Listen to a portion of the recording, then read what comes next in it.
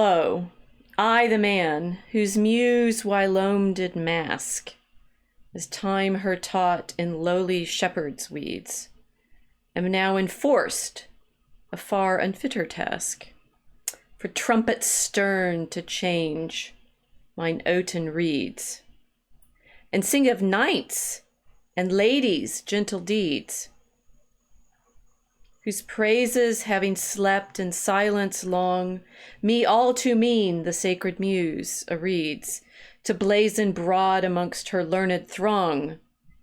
Fierce wars and faithful loves shall moralize my song. I have no idea what he's talking about. We better study a little bit tonight. Welcome to the Mosaic Ark.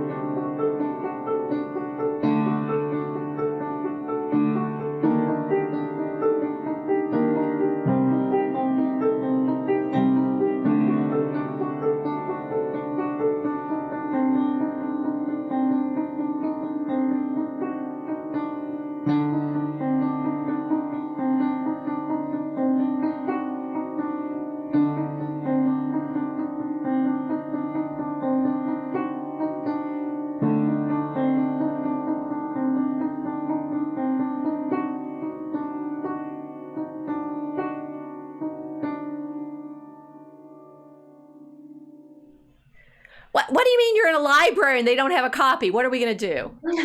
Okay, so I don't know. I kept my copy at home, and I thought, yeah, surely if I come to a library, they'll have this. Well, what was it? What is this? Kind of Edmund Spenser, the fairy queenie, fiery queenie. Well, she looks kind of fiery on the cover, right? So we got got Elizabeth in her rainbow dress, right? So Edmund Spenser, the fairy queen. We're inspired tonight because we actually been working on a lot of other stuff and we didn't have time to prepare anything else. So we figured we need to practice our iambic pentameter because Tony Eastland says so. Yeah, I forgot to pull that back up, right? It's maybe you can find it in your diner feed. We're always sitting around complaining. No, I'm not. We are not. We do not complain. We in the Dragon Room do not complain, except for behind the scenes. Do not complain about how nobody reads Chaucer anymore, and nobody reads Spenser anymore, and nobody reads Milton anymore, which is what the dear Professor Professor Anthony Eastland, my good friend and fellow poet, was doing the other day in his Twitter. I think it was in his Twitter, saying, back in the day, he said it better than this, and maybe you're looking this up for me. Back in the day, people used to, they didn't even have English classes in the 100 years ago because it seemed silly to teach people something everybody knew. And it's like, it's your mother tongue. Don't you just read poetry anyway?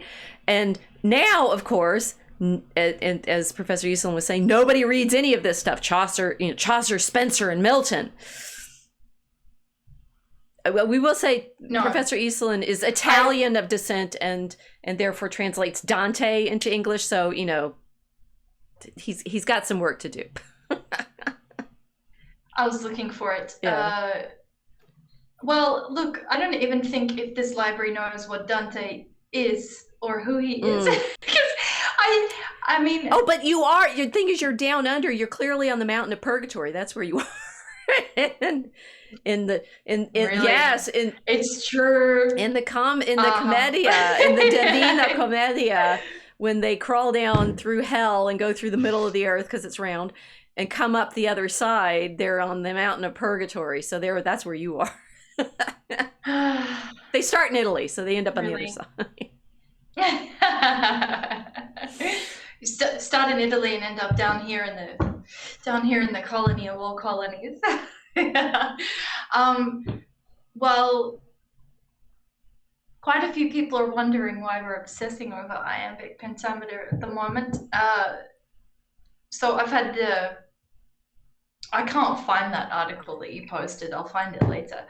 But I've had a lot of really interesting conversations over the last week since we last saw each other. Communication difficulties in our mother tongue that have left me wanting to eat my phone. Because I don't know if I'm speaking in the same language as the rest of the English speakers that are here. And I think it may be the case that we are not actually speaking in the same language anymore. So I've corrupted you with this training in iambic pentameter. You've ruined me now. You're 100 years out of date now. I feel like a stranger in a strange land, and we desperately need to learn how to scan down here. Desperately.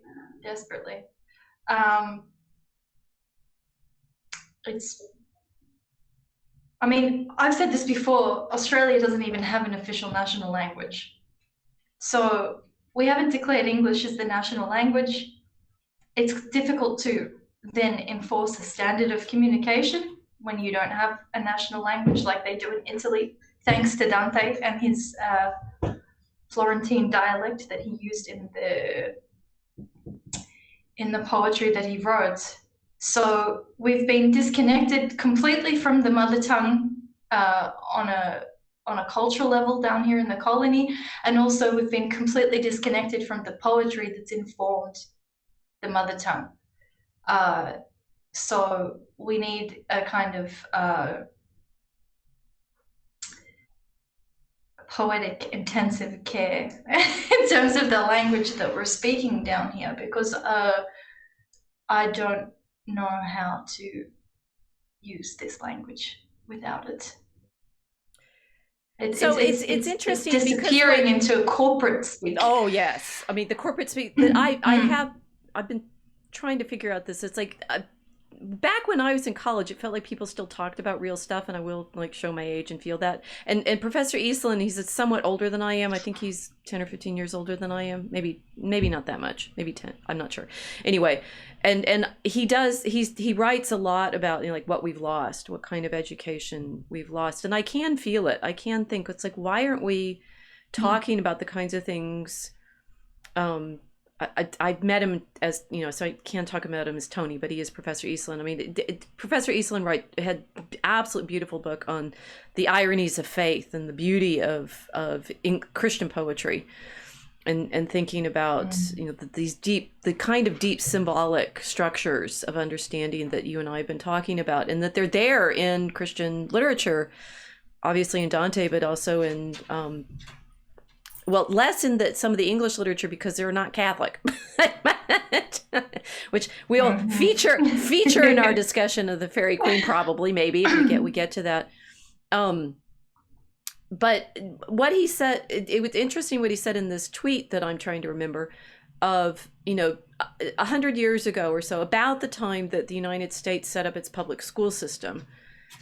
Prior to that, schooling had been, you know, local, private, ad hoc, homeschooling and such like that. And we have this national public school system set up around the turn of the 20th century, Dewey and all of that. And that, you know, they were doing it industrially, definitely, on the sort of Prussian model of factory workers, but we're going to make sure everybody, you know, learns stuff. And the primary thing that they trained people in throughout the 19th century was the classics, Latin and Greek, and they didn't think of English as a school subject in the university terms, right? Because, well, don't you know it, right? You need to learn the literate languages, the written languages. And when you were talking, I was thinking, you know, Dante actually becomes Italian only in the 19th century, I believe, not in the 14th century when he's first being read, because all of the nations in the 19th century are trying to standardize and regularize and find their national epics and things like that. But the living poetry, I mean, the reason that the poetry was alive in the early 20th century is people still practiced not reading it in a book, but reading it out loud, right? It's like poetry was something you would recite. It's something that you practiced, memorizing and then performing in your one room classroom with the McGuffey readers or something. So, I just listening to you, I was thinking, what we need is not just, people need to study Shakespeare, but we need to read it out loud, and we need to sit down and actually have reading groups where we're practicing breathing this, not just sitting there. How far have I gotten the Fairy Queen? Well, I listened to the whole thing driving in the car for months. It's not easy to tell what's going on, but it's also, when you say you don't speak the same language as the people that you're talking to on the phone, you don't speak the same language, you don't breathe the same language. It's like you don't have the rhythms and the sounds and the structure of hearing with each other, because we're all trained by a different audio environment. Yes, and I think to a degree, a lot of people in Australia have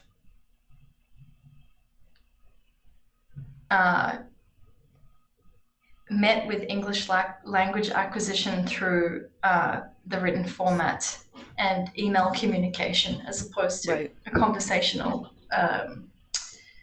development.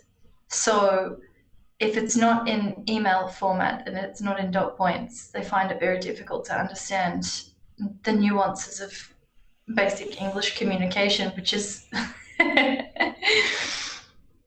infuriating, to say the least. And in this case, like I had to call a few people's supervisors to get clarification. You were a Karen. You did it. I was a Karen. I was.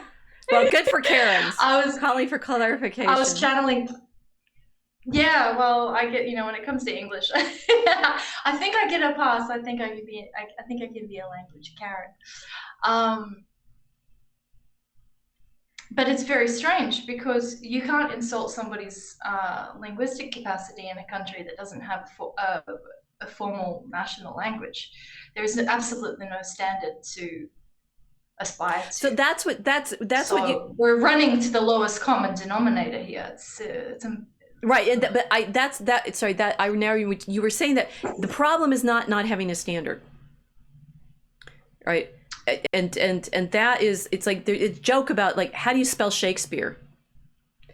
Well, who knows? Because it's like there's like 80 different forms of his name. How can you misspell Shakespeare so many times? It's what we don't have. It's not the standard that we don't have. It's what we don't have is the practice of singing it, right? It's like we don't actually have it there as a living language. And the problem with, I think this is what Eastland is pointing to. The problem with the standardized education is it killed everything, right? We theoretically have had a standard language program for the last 100 years in the United States, and theoretically it was everyone learning English, and now nobody can.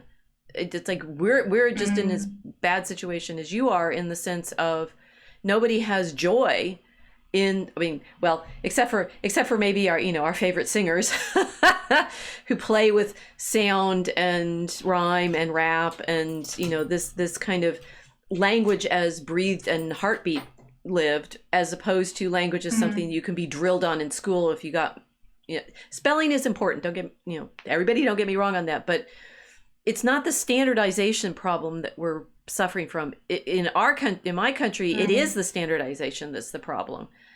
And then everybody says, "Oh, you can't test. You need to have Ebonics, and you need to have no GRE verbals and stuff like that." And it's like, that's not the point. The point was everybody lost joy in the crafting of the language, using it as an instrument as opposed to a machine. a mechanical approach to it. Yeah, that makes sense. That Right. makes sense. Right. Yeah, well, the machine the machine language, it's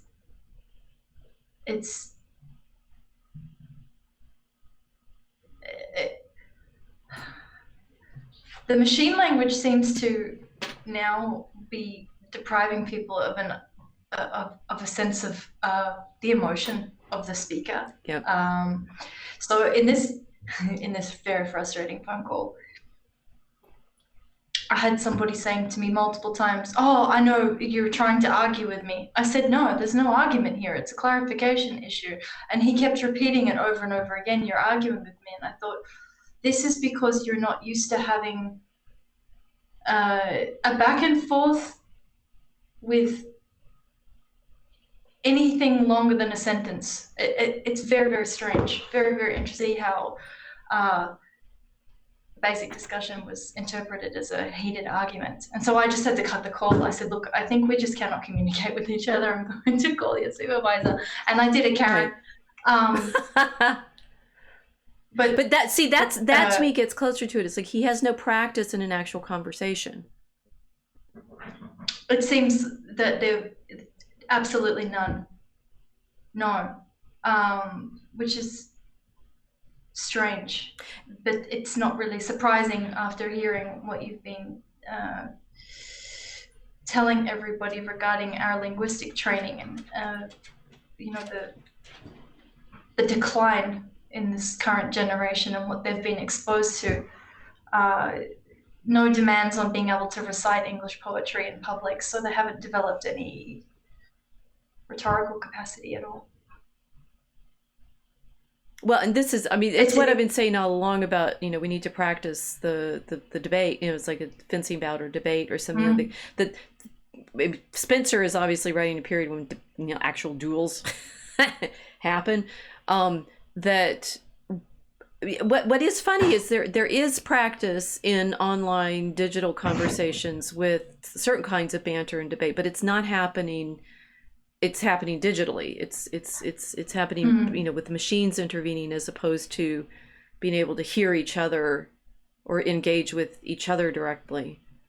But I just say it's not, the standardization here was just as deadly as the lack of standardization where you are.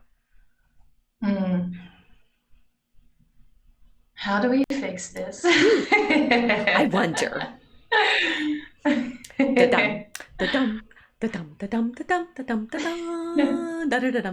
that's the Pink Panther. We're gonna go steal some diamonds. Yeah.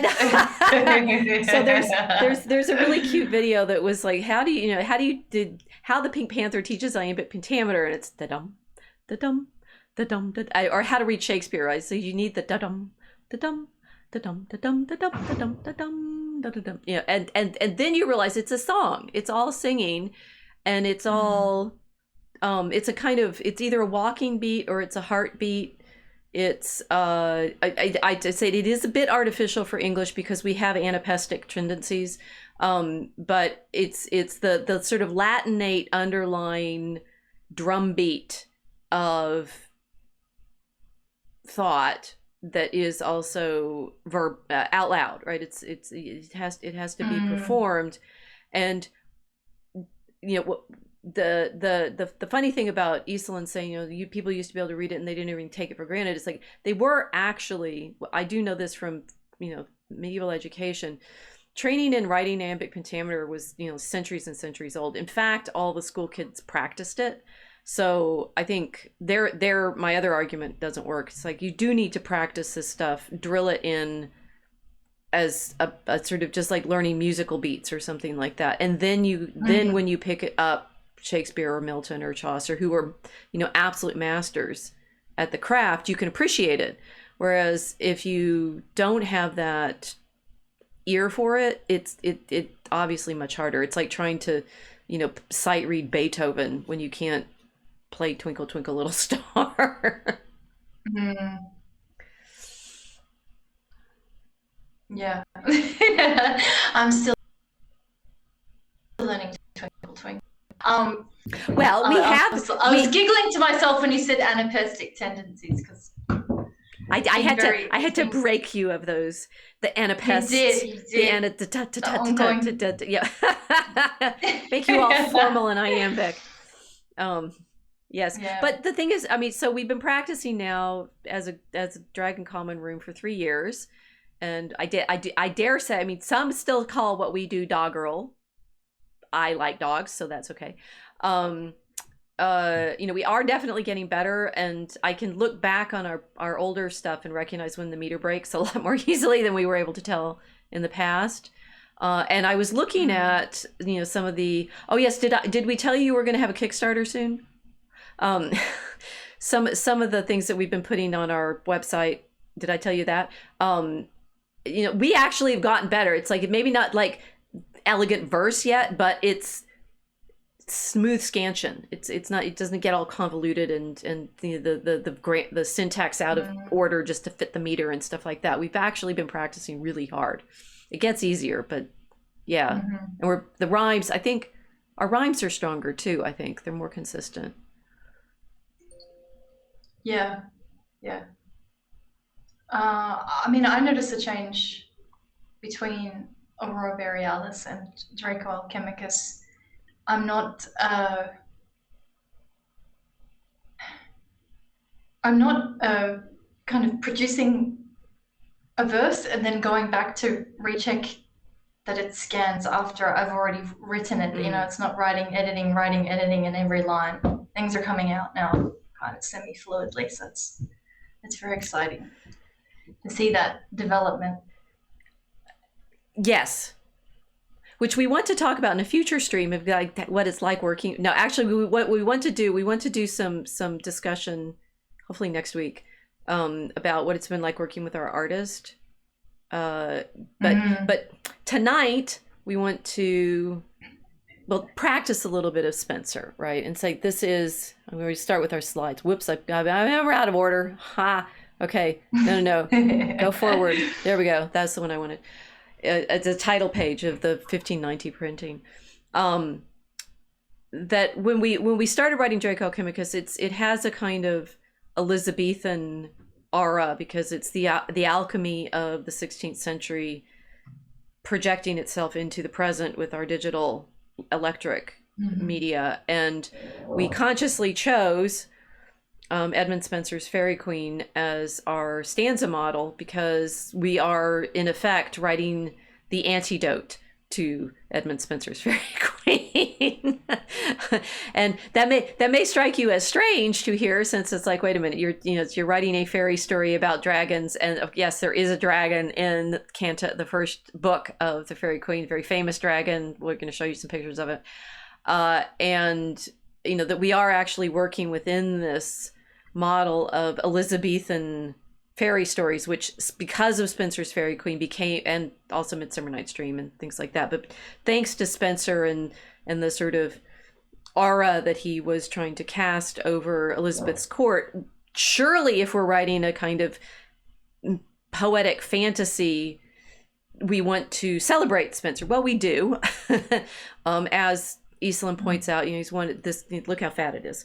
Right, this is like the longest poem ever in English. Well, that's some of those are notes, but not much of them. Most of it's just text, right? Like, well, about that much, right? That's text. But because of Spenser and his powerful effect on particularly 19th century, I mean, I found that when I was looking for slides. In fact, with many things, it's the 19th century's medievalism that gives us the 20th century's conviction of classics, oddly enough. The 17th and 18th century weren't too taken with all the Arthuriana. They forgot about it and ignored it. But in the 19th century, they bring it all back. And so what we think of now as like fantasy literature and Tolkien and dragons and all of that is this problem for English literature because it doesn't have a strong Catholic base. That was a long introduction. So we're trying to read a book like this. You think I'm going to be short? Does this mean I can start prop bashing now? Not yet. We need to read a little bit. We need to read this. Okay. So, Casey, I delight at damning doggerel. Yes, we do doggerel.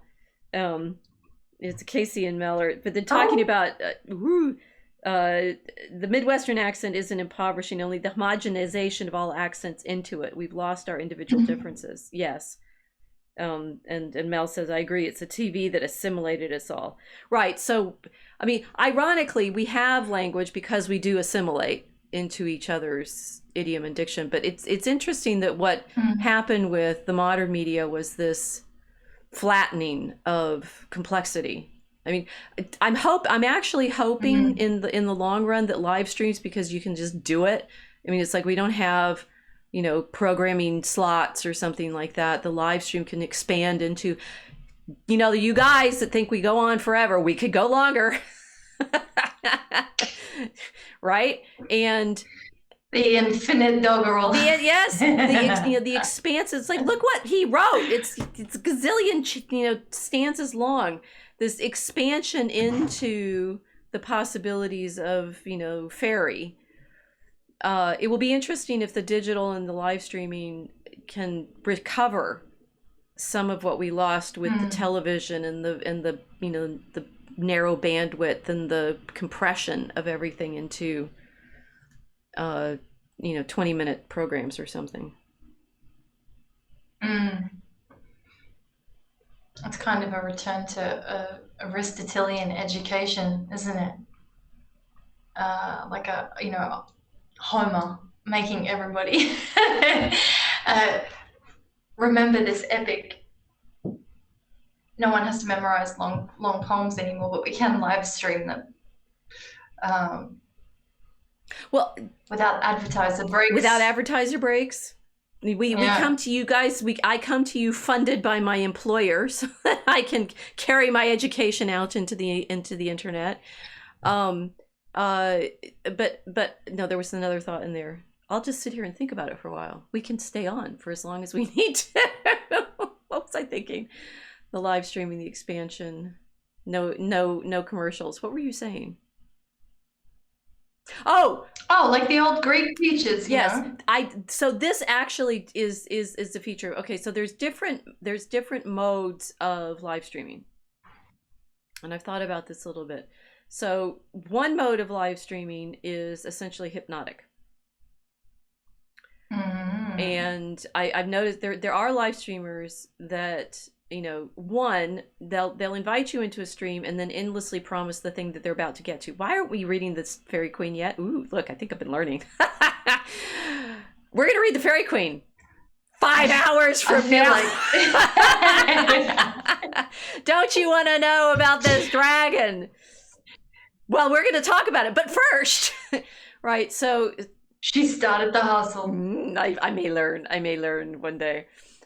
So they and I've noticed, I've watched this, right, but there's also repetition to what they say, and I realize that is it's a sort of musical quality to the live streaming. So we're playing this music, and you might listen to this in the background of doing something else, and so it's sort of the streaming quality is kind of drifting in and out of your attention. And if I'm saying something and then you come back and I'm still saying the same thing, it's like it is kind of hypnotic, right? And because of the durational possibilities of this medium, that's one possibility.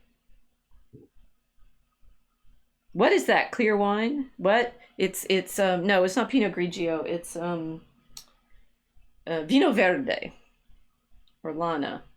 A crisp, refreshing, light white wine. We should start hypnotizing everybody so they give us money. Ooh. We need money in our Kickstarter to be able to write our actual Draco Alchemicus poem, which is going to have beautiful illustrations in it and stanzas in Spenserian form, and it rhymes and scans. And it's got magic tricks in it. And we need your money to pay our artists. We need your money. Who has worked for a whole year with us already and has many more pictures to draw for us and is a magnificent comic artist who really we need your money for. Yeah, see, so there's that quality, and I think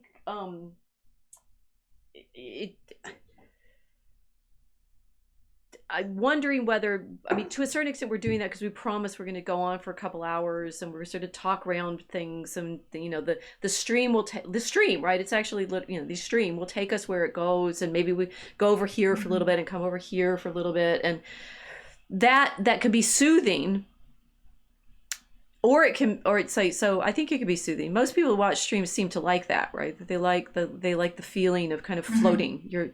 Mel's with us, right? You float. Spanish vino, yes. That there is a direction, but it's calm. That I think is also a significant part of the streaming, and I think also a significant part of this poem, which is so long.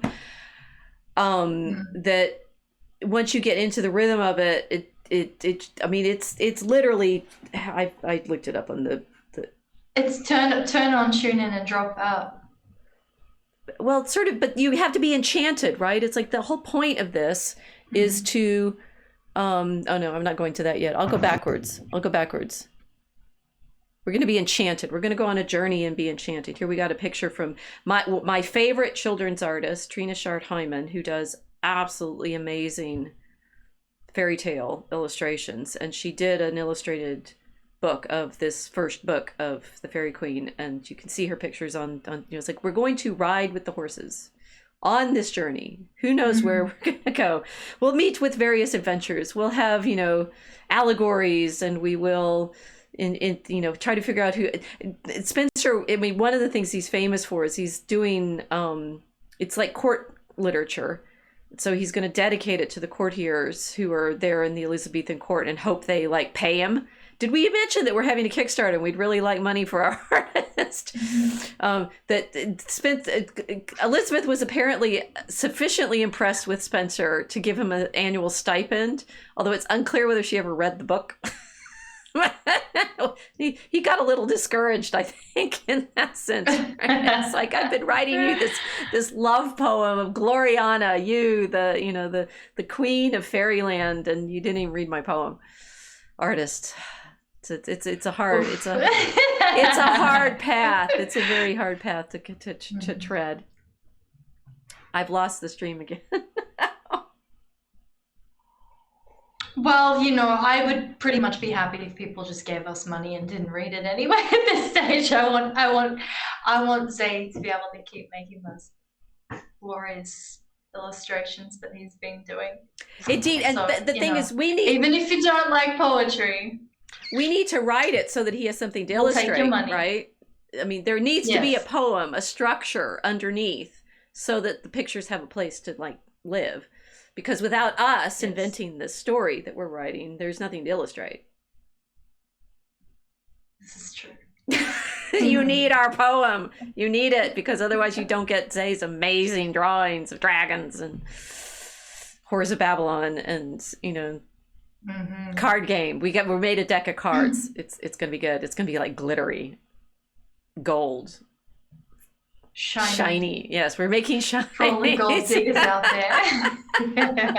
Okay, so we have actually established, or so I'll go back to this the title page of the Fairy Queen. Now we go to the dedication of the Fairy Queen. To recognize that artists have had this problem all along. It's like here's Spenser begging for money, although he does it more elegantly than we do in.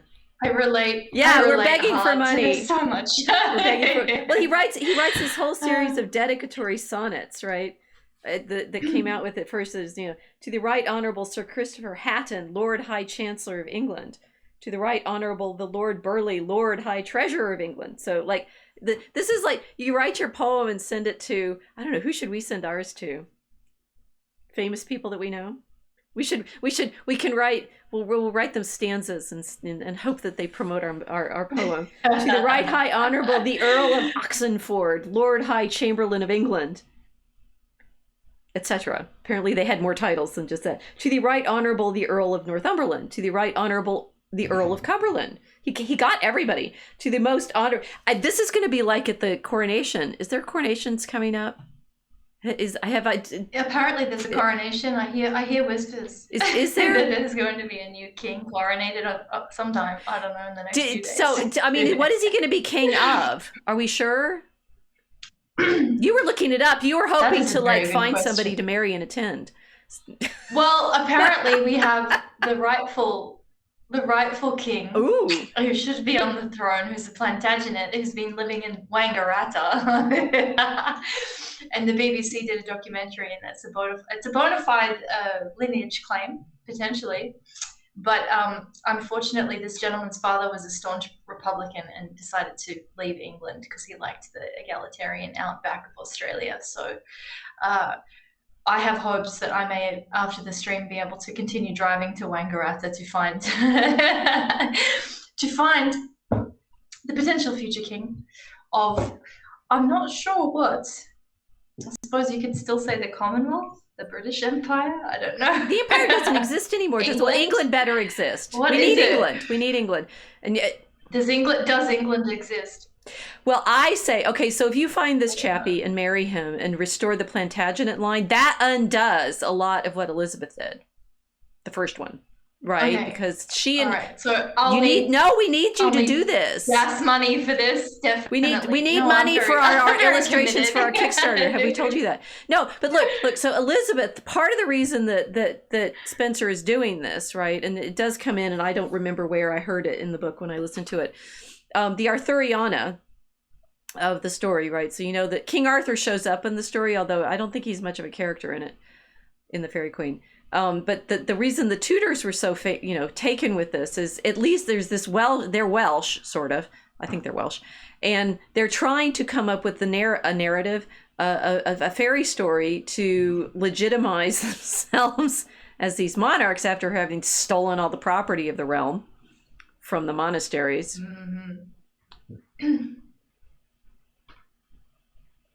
Pirates.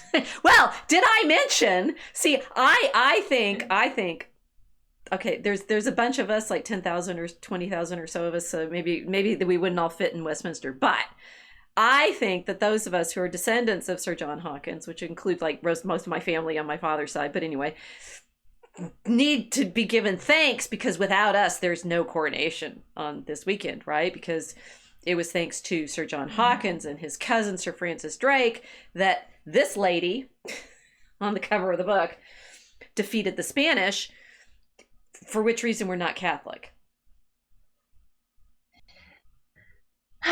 Did I mention that the main character in book 1 of the Fairy Queen, who's Duessa, the monstrous monster, alligator monster, is likely modeled on Mary Queen of Scots, who was Catholic. Mm-hmm. Her son James, who's going to become James the 1st and 6th of England, because Elizabeth never gets married and never has any kids.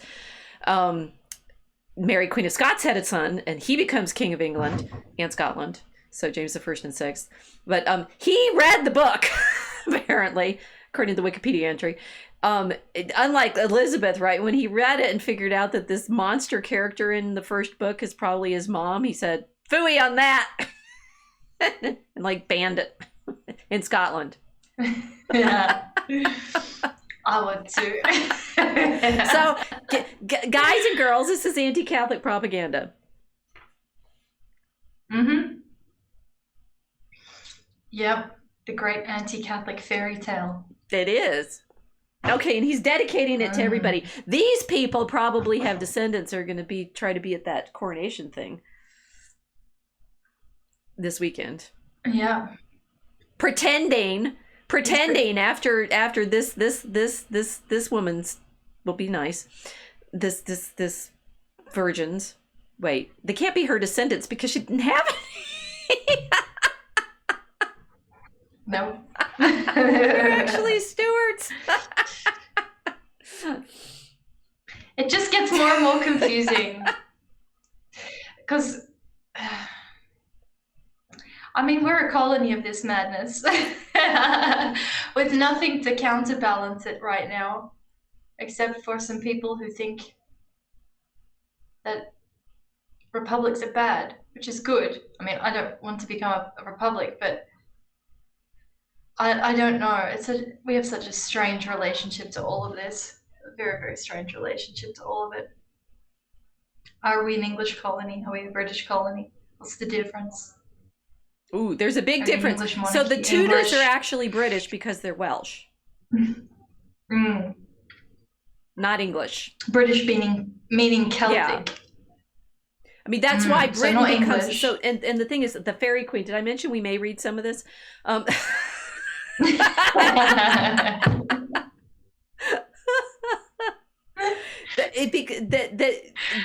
Geoffrey of Monmouth stories of the history of the kings of Britain is folded into some of the poem here, and that the English get absorbed by the British, whom they had previously conquered. So what goes around comes around, I suppose. Mm-hmm. Yeah. So okay, Plantagenets were Norman. You don't get to be proud. I don't want to become a Norman. Oh no, I can't do it. Oh, it was already hard enough. Yeah, if you go find Thinking about that doing this to save Plantagenet, the you're just realm. gonna be yet again with the baddies. I can't do it. I'm sorry, I can't do it.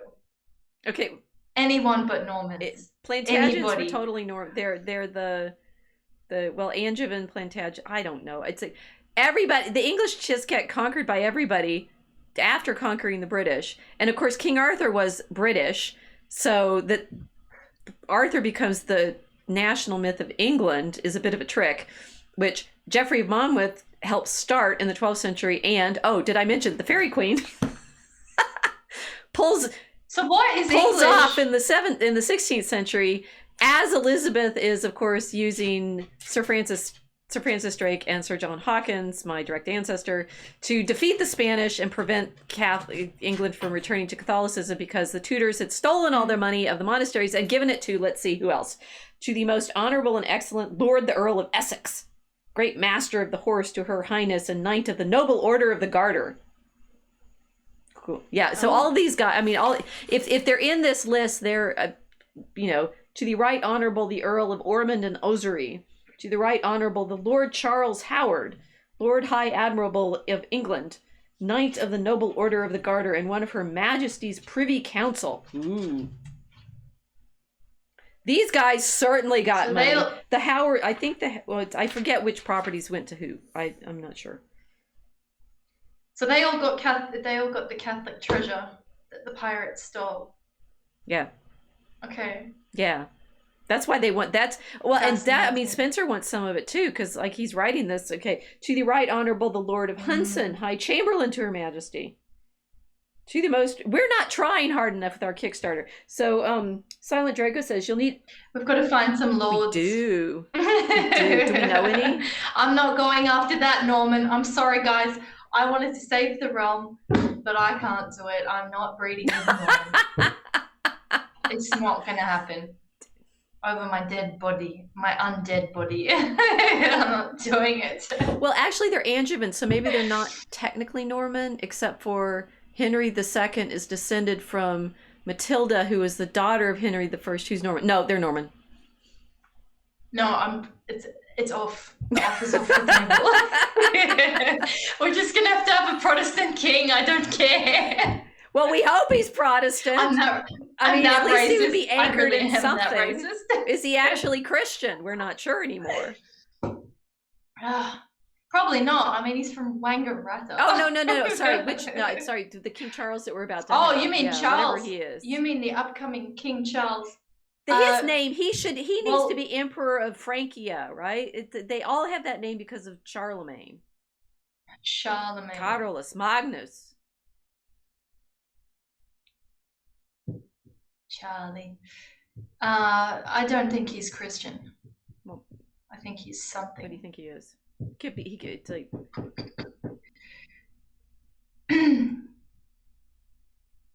Something Francis Bacon would like. Yes, that's fair. Probably. No, I think that's something Francis Bacon would like. Absolutely. Yeah. Which means he serves the Draco Alchemicus. Yeah. We know that. We know that they all do. The Baconians. Yes. We can call them Baconian Draconians. Baconian, yes. Draco Bacus. If you guys are wondering why I'm so punchy, I spent all weekend revising our website to look nice for our Kickstarter. Yeah. Yeah. The Kickstarter where everyone's going to give us money. To the right, wait, I read that one. To the most renowned and valiant lord, the Lord Grey of Wilton, Knight of the Noble Order of the Garter. Do we know any noble orders? Do we know any Knights of the Garter? No. I mean, Margaret Thatcher was one, but she's gone, unfortunately. And a few others. I knew of a couple once. Wait, maybe Charles is one. I think he might be probably one. must be. They do it in the George Chapel in Windsor, which is the Garter Chapel. I'm pretty sure. I mean, so these orders, right? The Order of the Garter is a 14th century invention. When they're inventing in the 14th century all the Arthuriana and trying to give themselves chivalry, ceremonially. They're still doing tournaments, so I think they actually count as like athletes. So Knight's Tale is very accurate because it has the Black Prince probably jousting. And James Poyfroy was kind of good in that role, so okay, we'll go with it. The problem is we need our nobility, our royalty, are these celebrities of stage and screen, or screen and disc, or whatever, the musicians and the athletes and I'm still in a Johnny Depp long read, as it were. We're working through more Johnny Depp too. We might do a stream on that after we get some money. Yeah, we should. Does anyone know Johnny Depp? Or Mel Gibson? Mel, come on, Christian, Catholic. We need your help. Help us get our story out there. It's basically a vendetta for our our brethren who lost their monasteries, isn't it? The entire project. It is. We're trying a shameless Catholic vendetta. We're trying to get our money back from the Right Honourable the Lord of Buckhurst, one of Her Majesty's Privy Council, to the Right Honourable Sir Francis Walsingham, Knight, Principal Secretary to Her Majesty and of Her Honourable Privy Council. These guys give themselves really high titles, eh? Did they buy it? Did they buy the titles? Now I'm curious. I really don't know much about the Tudor lines, except for Sir Francis Drake and Sir John Hawkins, and we know where they got all the money. They stole it from the Spanish pirates. I mean, guys, they actually did, right? That's why Elizabeth knighted them. Although I think, actually, this is kind of funny, that Sir John Hawkins was knighted first by the Spanish. He played both sides, and he's Senor Juan first or something. I'm like Hawkins. What? No. So they were gonna go for whoever would help them get more gold. Definitely. Oh, I like these transracial pirates now. Hispanic, Anglo. Yes. I'm still depending on who's paying more. I like it. I'm partly convinced that the Hawkins married into Spanish, because there's I don't have it far enough back and I couldn't figure out what the name is, but one of the moms in the line has a name that feels it. I forgot what it was, but it seems it's very likely these sailing families, they're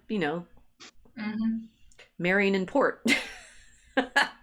So, boats. Yeah. So, bringing their ladies home, which is nice. And right.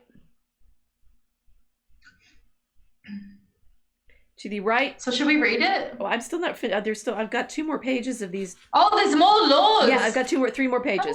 To the right noble lord and most valiant captain, Sir John Norris, Knight, Lord President of Munster.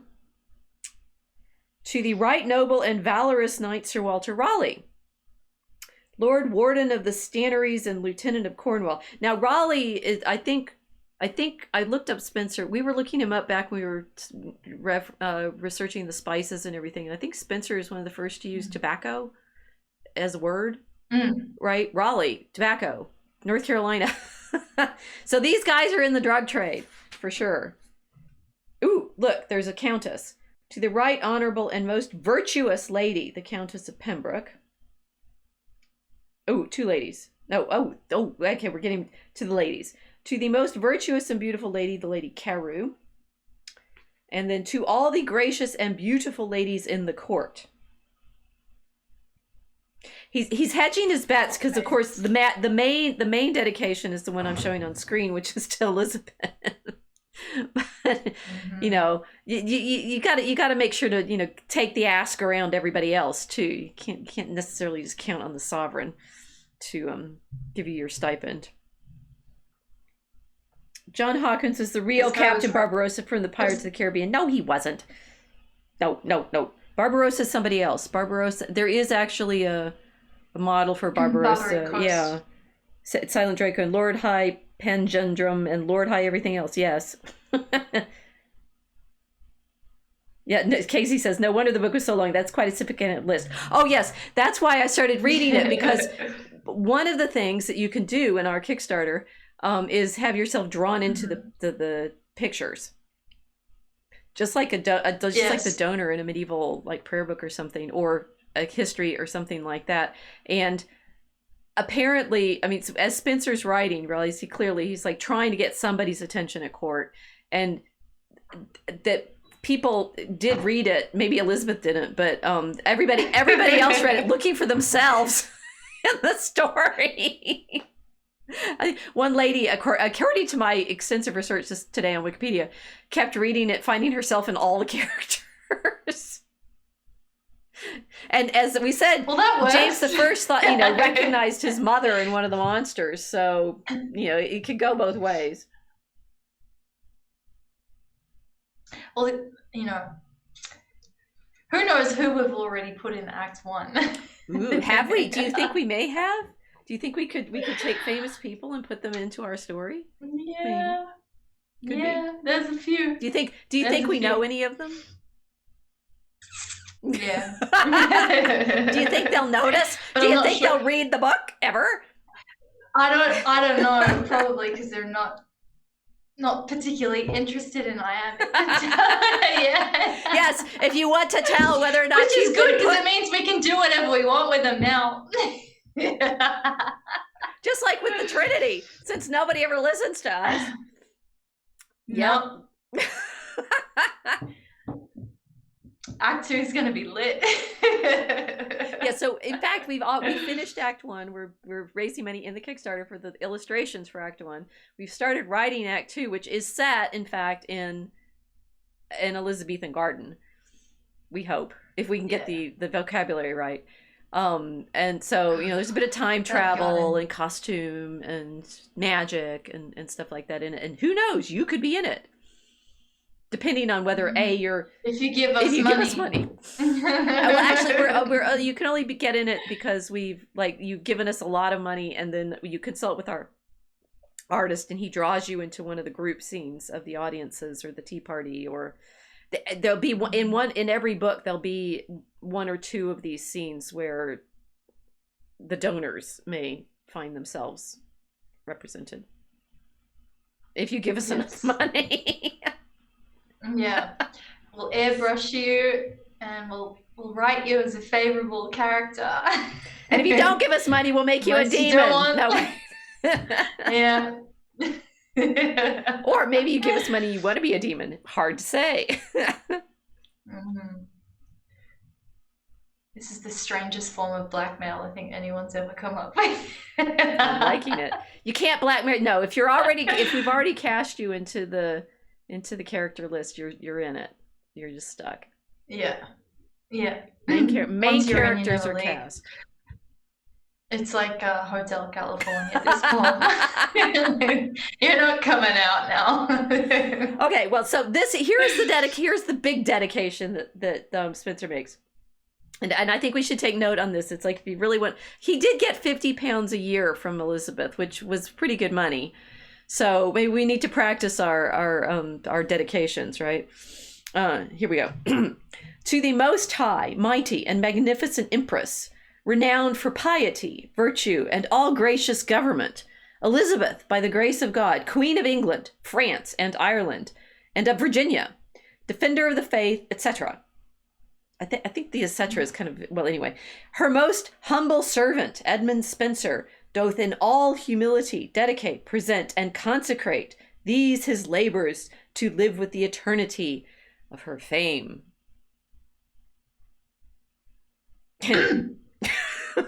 Are we up to it?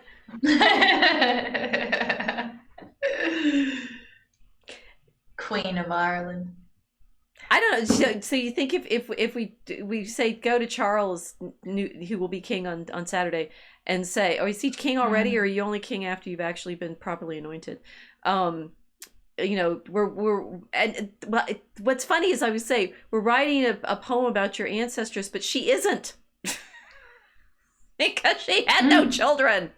She's not the ancestors of anybody. They're all descended through, guess what? Mary Queen of Scots, whom she had killed. Irony. She had a lot of these spiritual children, though, running around. Well, in the poem, she's meant to be. Here she is. You know, she's on screen in her magnificent rainbow dress, which is highly allegorical and symbolic, and nobody knows what it means except for it has eyes and ears all over the orange drapey thing, and a serpent on her sleeve, and she's holding a rainbow. Iris. She's here, and the rainbow portrait is made when she's older, but she's presented as if she's fairly young, so it's all right. It's a fantasy. Photoshop is not new. It's just called artists.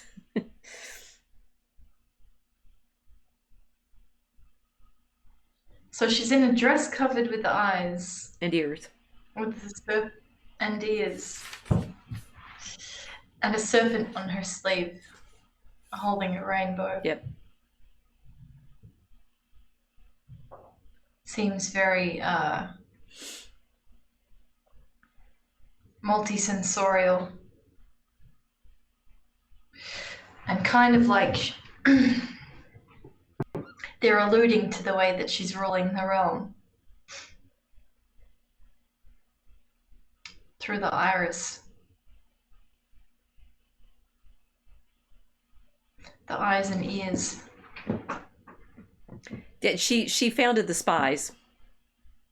We've talked about John Dee before, right? It's like, so in researching Draco Alchemicus and all the background knowledge for having this, you know, alchemical dragon, magic, science, tech, media, electricity, and such, going back to John Dee, who did he was a little more successful than Spenser for a bit, but died still, like, excluded from court. I mean, if you lost her favor from court, you were doomed. You know, there was no, you know, everybody would shun you. Talk about being canceled, right? People have been practicing this for a while. But he was known he signed his letters to her 007, like eyes 7, so guess 007. That he's the, you know, and Walsingham also runs. Spenser is dedicating this to Walsingham, and Walsingham is running the Spy Network. It is funny that at Ren fairs we you know, if you go to a Renaissance fair and you get dressed up and you wonder, oh look, I have in fact they've been trying to recreate the dress in like fabric, you know, make a replica dress. It's funny saying this was a dress Elizabeth wore, but it's like, it's a painting, so do we know she ever wore the dress? Apparently the dress doesn't exist, so we don't know. But anyway, they're making a dress, and you do that and you dress up and go to the Renaissance fair in costume and such, and you know, it's got fairies and tarot card readers and jousts and, you know, cool stuff to buy and things like that, and it all just feels fun. But of course Elizabethan England was terrifying because you were Mary Queen of Scots, you get imprisoned by your cousin, you got your head chopped off because she's worried that you're plotting against her, which maybe I don't know whether she was or not, but you know, Elizabeth is not exactly gentle. Yeah, it was not a fun fit. Right. And the eyes and ears, it's like, apparently the people making the replica costume, they're not even sure whether they were actually on the mantle or whether they were just painted in the portrait. But It's like nobody knows what they mean. Why does she have eyes and ears on her robe? Well, they involved everybody in the spy network, even the clergy. The Anglican Church were involved in it, in dual role as clergymen and also running information back to the monarchy. Right. So the she-pope was not to be messed with. Strange kind of thing to be thinking about too. We're waiting for the coronation of the king of the British Empire, or the British Empire, what was an empire, but it's also the coronation of the head of the Church of England. It's a double role. It's not just a governmental capacity. He's about to become essentially the Pope of the Anglican Church. Fascinating thing to watch. Casey's filling in. Pieces of the dress exist. It was being used as an altar cloth, which is hilarious. Oh. The church took it back. That's interesting. Just notice the pendant she wears looks like the Eye of Sauron or something, right? Intelligence and alchemy. Yes, exactly, Silent Draco. That this is all... we are still in this story, so getting the sense of our Draco, our alchemical dragon, is participating in this, both the fairy world and the science, intelligence, usurious world, and the alchemy is both the drugs and the all of the kinds of addictions that the dragon seduces people into.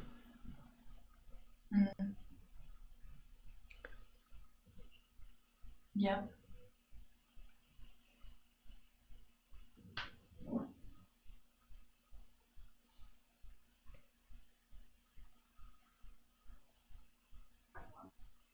Sorry, I accidentally logged myself out of the chat. Okay. Spies using physical, spoken, and mental poisons. Silent Draco, yes, exactly. All of this, right? And so the two, and the thing is, the Fairy Queen, which we may read some of,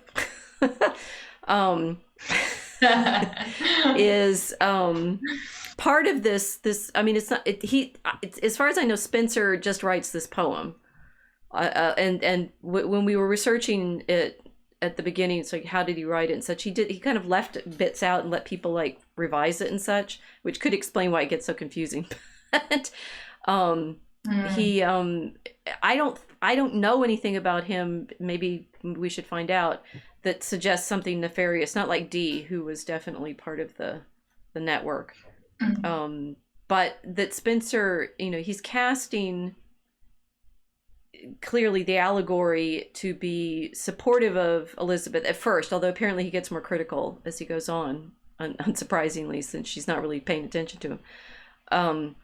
That it opens with this, the first book is, the knight is supposed to be the allegory of holiness, and this Red Cross knight, who's the main character in the opening book, is clearly representative of England, right? He's got George's cross symbol. And his companion that he meets up with is called Una, and she's supposed to represent the one church, right? So holiness in support of the church. But the main monster that they have to deal with is this representative of Mary Queen of Scots, the Catholics. So, he's setting out straight up to do this. I mean, to be fair, the Catholics are calling the Protestants heretics, which, to be fair, they are, but that it's part of the same kind of propaganda that it's an incredibly powerful piece of propaganda, in that it creates this beautiful sort of new myth for the Protestant queen. Yeah, it's a poetic psyop for the Protestant regime that's just taken over England. Right. They needed a new mythology in order to legitimize the regime, because otherwise the existing mythology of the country is completely rooted in the veneration of the Virgin Mary and Catholic England, and the connection between the British people and the rest of Christendom over there in the Mediterranean region. So they had to isolate that little spot, give it a new mythology, which generates the fantasy, the new fantasy of the people that the empire built on that new fantasy, the fairy story of Gloriana. So it's interesting, like, since we've been working together, you've been able to put all of this kind of pieces in place for me, because I felt that naturally Australia always lacked this kind of mythological legitimacy, even like, in calling itself a nation. I couldn't really understand how it was, because things weren't clicking, and it was too inconsistent, and then cycling back and going back even further into the mothership of Britain and looking at what happened there, I realized exactly why I felt like this place was so inconsistent. The colony is inconsistent because the colony is founded on an empire that's emerged from this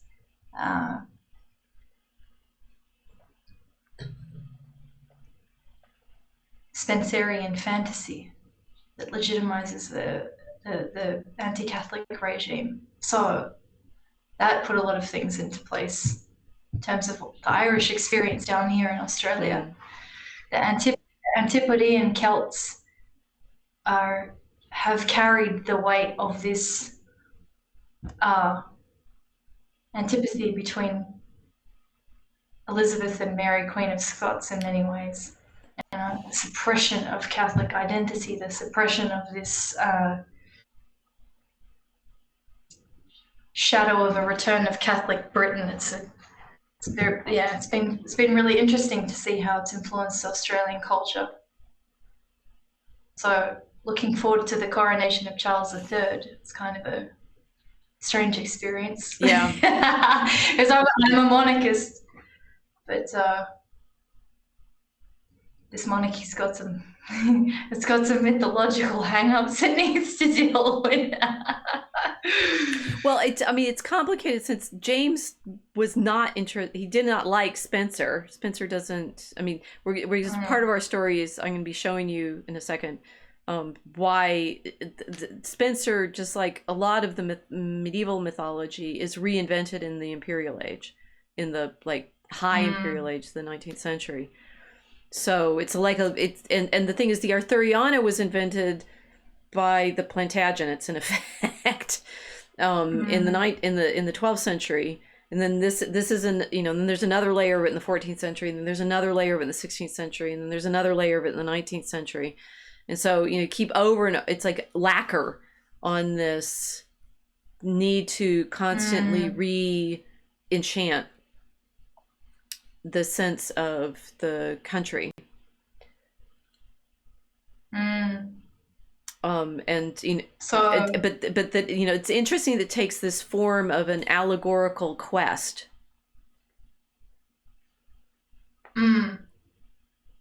Well, it is interesting too, because it's essentially what the British did since the Elizabethan era, taking to the seas, waging war against Spain, and then becoming the dominant sea power. They have been on this quest for 400 years. Yeah. 400 years on the high seas. So, as you're describing this re-lacquering, the relayering, re-enchantment, it's sort of like, how do you keep the British peoples enchanted for this empire? You've got to re-immerse them into the mythology that keeps them all stuck together. The empire has to function on a shared mythological identity, or no one's going to want to work the machinery of it. Well, so yes, we're feeling the machinery problem of it, but the reality is, like, we started with Eastland and Dante, that we do need a story. Communities need a story to anchor themselves in and around. It's like we end up in interesting debates over who owns which story, right? It's like the J.K. Rowling's fans are, fighting over whether or not she gets to own her own story. To the extent that, Rowling is obviously writing within this, fantasy magic tradition of the English, but that her own readers have invested themselves so much in belonging in her story that when she says, she as the author says things they don't like, they write like take her name off the book or say that's not yours anymore. Even we own it, we belong. And so that feeling of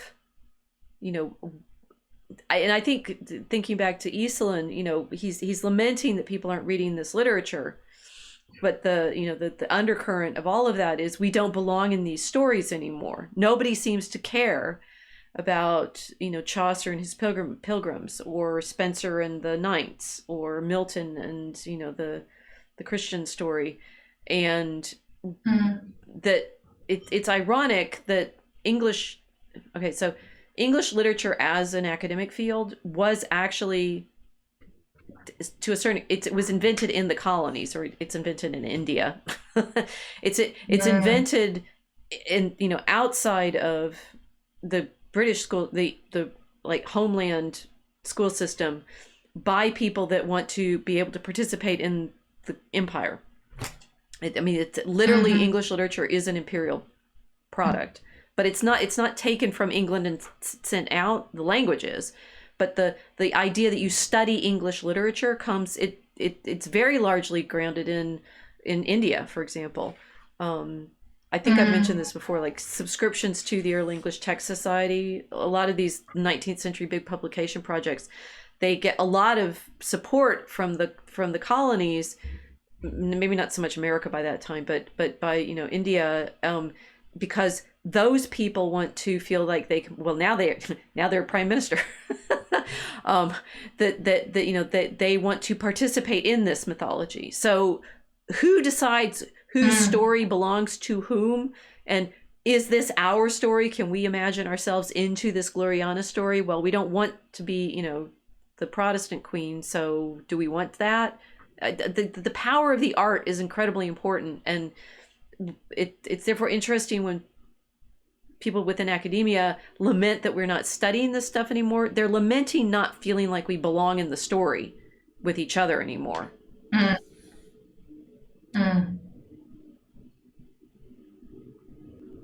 That makes sense to me. It's tangible here in Australia. We don't know what what story we're living in. I think this is the crisis of this country. There's no coherent narrative. There's no storyline really, and anybody that has attempted to make one has been accused of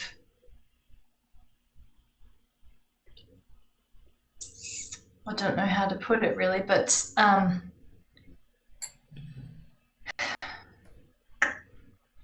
probably idealizing British imperialism, because it hasn't, the timeline here has not, the story that's happened here has not happened with a native focus. We've always been facing empire and waiting for the orders from empire and serving empire. So the Australian psyche hasn't got a story that's really independent of that imperial colonial identity. So that's interesting. That makes a lot of sense to me. We're very, we're very similar to Indians in that way. We want to be Anglo world, but we're not really part of the Anglo world.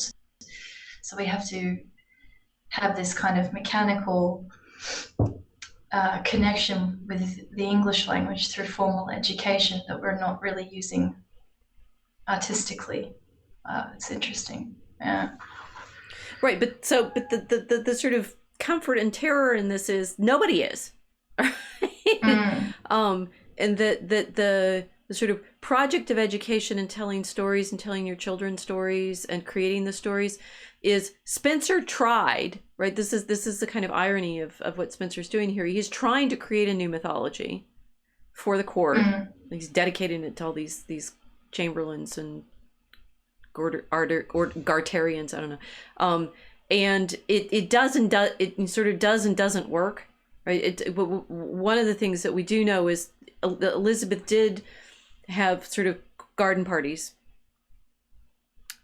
where people, do costumes and pageants and sing hymns to her as it's not Gloriana. Is it Astraea? No, that's the goddess in Ovid. I'm blanking on what they call her, but that there is a lot of all ceremonially shock, horror, all ceremony is invented. And and even but we can see it happening. If you study enough history, there's no such thing as a ritual that just is always there. Somebody has to come up with it and say, okay, we're going to do it this way. And then if you can write it down and keep the clothes and have some nice buildings where that happens in, later people may come along and see the nice buildings and the clothes and have some instructions and repeat it and then decide that they're part of that tradition and such. But it's always a process of invention. The sort of the forgetting of the invention is an interesting element of the magic in all of this.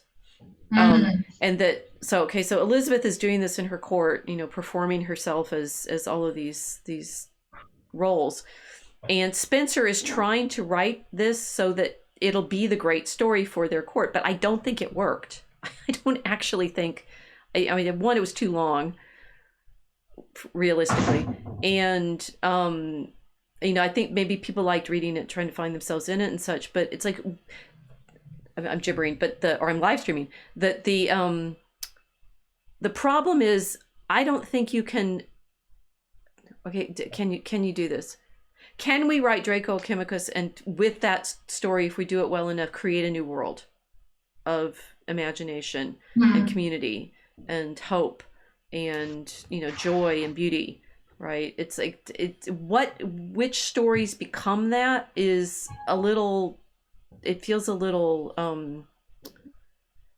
uncontrollable. Which ones capture people's imagination to become that story? Because we can see times in which nations or countries or states have tried to do that, right? Tried to invent a mythology for a community, and it hasn't taken. It feels artificial.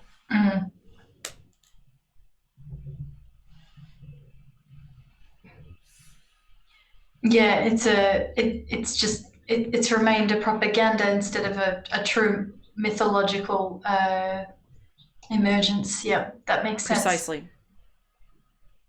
So it's like propaganda. The role of the dice. The role of the dice.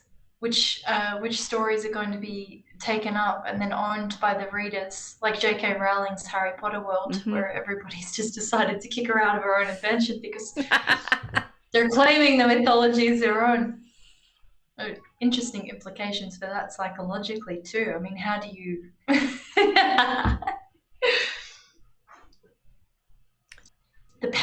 That's how powerful fantasy is. That people are willing to deny the author ownership over her own universe that she's created because they don't like some of her opinions. That's fascinatingly powerful fantasy building. So it's roll of the dice between propaganda and mythology. I don't think it's quite that. I don't think it's completely accidental. I think there's something else that we want. We want to tap into this in writing Draco Chemicus. When do we feel like we're writing, and we fight this when we're composing, right? When it feels artificial versus when it just it's there, and it's like that's the right story. That's right. Now, of course, I would say that the true stories tap into the truth. And there's only one true story. Yeah. Oh, look, it's over here. Right. But, at some point, the Bible was written down too. And then people get anxious about whether or not the Bible is that kind of story. Right. Is it the one that we live in, that we find ourselves, adventuring in? Or is it itself propaganda for the Jerusalem court or for, Rome or whatever, right? In the 16th century, they were having big fights over this, right? It's like, which part of that story is authentic truth and which part is, evil machinations of the Pope to have power over our kingdom, which we really want to have as our kingdom, and therefore you can't be, kick her out and make her a monster in the story.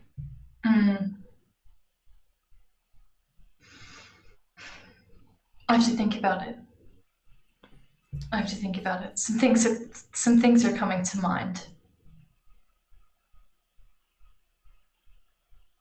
Well, maybe we should see how Spenser tries to start, right? Say mythos, the silent Draco, mythos needs to grow from the soul and heart outward. Yes. And propaganda, it feels artificial when it's happening. Although, it's been a lot of time in our discussions here talking about the power of the narrative that people are afraid to dispute. But okay, so maybe there's a mechanism there. The power of the narrative or the propaganda is the thing that you're afraid to disagree with because you'll get kicked out of the court.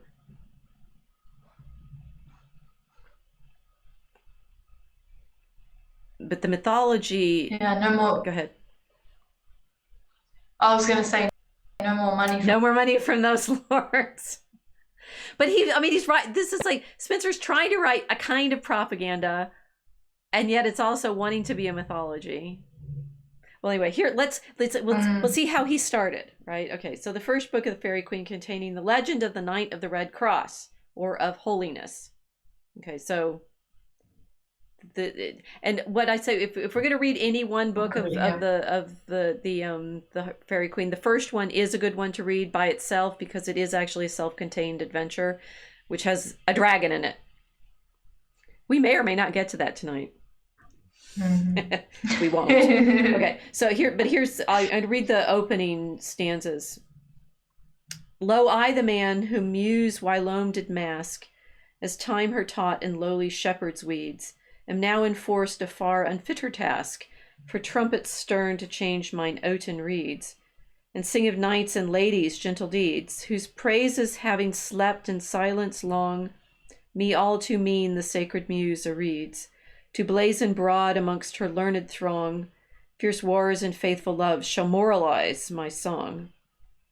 Okay, I think he's saying he used to write pastoral verses and now he's going to write romance.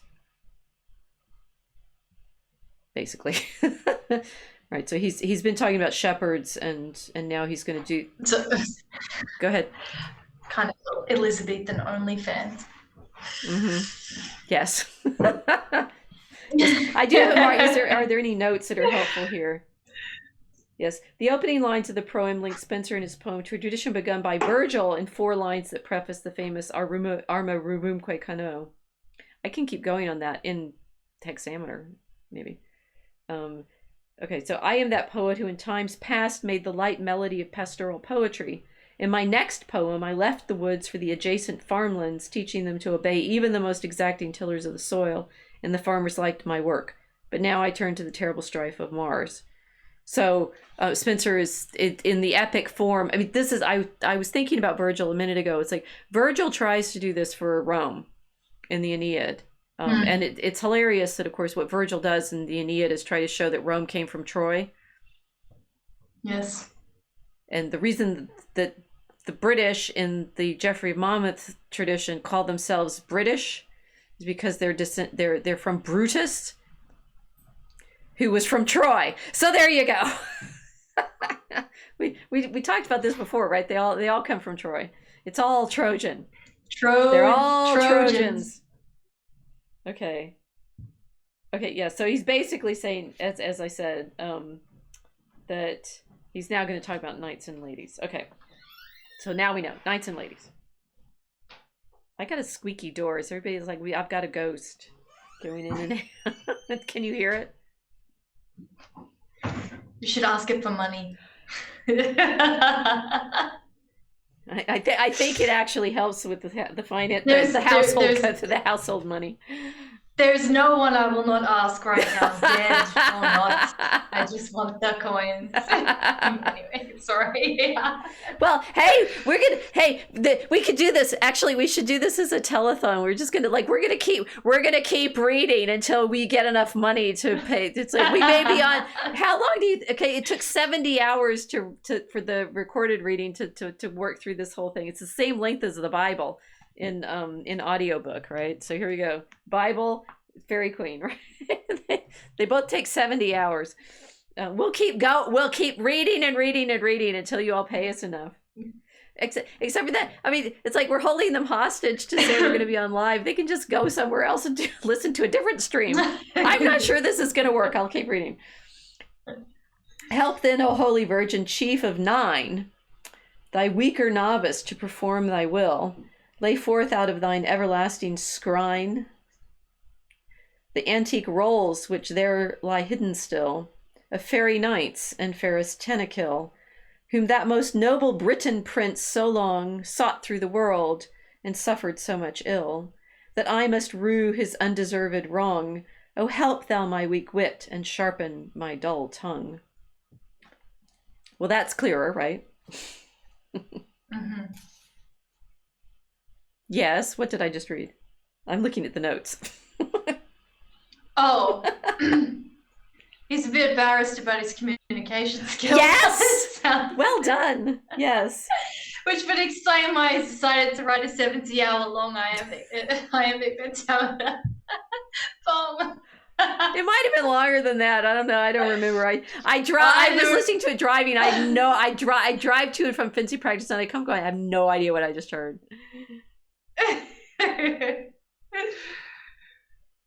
Okay, a scrine is a chest box for valuables. I didn't know that. So apparently, according to Wikipedia, one of the things that Spenser is chided for is his archaisms. He's nobody in Elizabethan England talked like this. Okay, guys.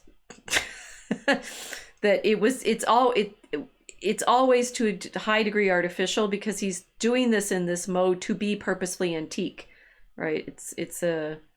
Yeah, it's meant to sound oldie worldy So this is completely affectation that he wants to because he wants to be a fancy boy. Oh, that's funny. Yep. He totally wants to be a fancy boy, right? And so yes, it's all costume drama, even at the time, right?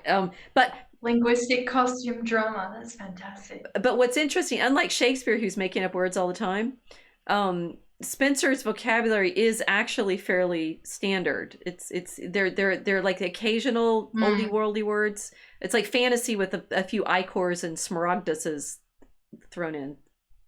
That's a reference to Le Guin's great essay on Elfland Poughkeepsie. In fact, it comes off as oldie worldy more than it actually was, although there are ways that he's making it feel a little older, but it's not necessarily because his vocabulary is all that recherche. So the Holy Virgin Chief of 9 is the Calliope, the music epic poetry, apparently. Tenakill, this I didn't know. Okay, Caia Tenakill, the wife of the first Etruscan king of Rome. She was considered a model queen. Here and in blah, Spenser uses this name for Gloriana, Queen of Fairyland, who is Elizabeth. Okay, so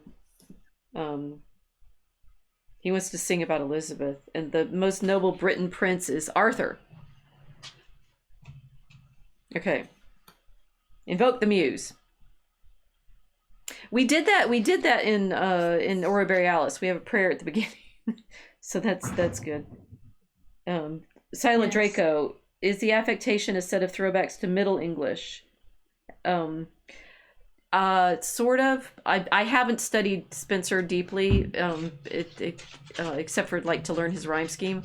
I'm not sure. I'm not sure that it's not like pretend throwback to they're all, these guys are all, poets invent stuff all the time. Have we invented any words in Draco Chemicus yet? I don't think so. We're falling down on our duty. We should invent vocabulary. This doesn't. Oh wait, no, I invented a drug. You did. It's not in the poem yet, though. I invented a drug. It hasn't been scanned into the poem yet. It's in the, oh yes, promotional material for the Kickstarter.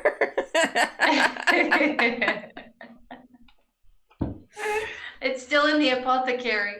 We're not putting it in the poem until we get some cash. We won't tell you how it works until we get the money. We need. It's okay. Exactly. All right. I'm gonna keep going a little bit. Ooh, we only have 20 minutes left, and then it was like we're doing this sort of anti-telethon, right? And thou most dreaded imp of highest Jove. We have a Jupiter character in our book, in our story. Fair Venus. Ooh, we have Venus too. Fair Venus, son, that with thy cruel dart at that good night so cunningly didst rove, that glorious fire it kindled in his heart. Lay now thy deadly Heban bow apart, and with thy mother mild come to mine aid. Come both, and with you bring triumphant Mart, in love's and gentle Iolites arrayed, after his murderous spoils and bloody rage allayed. Okay, but invoke the gods. Well, we did that. We're on in Draco Chemicus. There are characters that have some of these attributes. Venus, Mars, no Cupid. I don't think we have a Cupid. So we're doing okay there. Okay, and with them eke, O goddess heavenly bright, mirror of grace and majesty divine, great lady of the greatest isle, whose light like Phoebus' lamp throughout the world doth shine. Shed thy fair beams into my feeble eyes, Ein, and raise my thoughts too humble and too vile to think of that true glorious type of thine, the argument of mine afflicted style, to which to hear vouchsafe, O dearest dread, a while. I think that's about Elizabeth. Look in the footnotes again. Oh, goddess, yes, Queen Elizabeth. So great lady of the greatest isle. Well done. Yeah, so I think call your potential patron a goddess. Yeah, that'll work. That should get us a little bit more than 50 pounds. Well, I say, what would 50 pounds in their money be in our money now? I mean, that'd be 50 pounds in gold, right? So 50 pounds of gold, how much would that be? Would gold be useful to us? Should I do the Yeah, let's see how much if we want to get a Spenserian conversion, 50 pounds of Elizabethan gold. Elizabethan gold. All right. Bear with me because I need to know. Okay. Well, we got Mars. Mars is fierce wars and faithful loves, so they're not lecherous apparently. Phoebus is the sun. Okay, so we're invoking the sun. We've got a sun character. Okay, we're doing pretty well here. We've got the astrological symbolism. It won't tell me. Oh. It just says a lot. A lot. Okay, we want a lot of money. Give us your gold. You give us a lot of gold, we'll put you in the pictures. Silent Draco says 50 pounds sterling. We want gold. No sterling. I wouldn't mind some bullions. No. The silver? Silver? Yeah. Pre-decimal inflation calculator. Oh, look, this is all just too complicated. Just send gold bars. I think this is... this will be good. Shipping not included. No, I tack that on too. So this is really interesting. It does feel like an entire world being built around OnlyFans in reverse. He's praising Elizabeth as the ruler of a realm full of gods.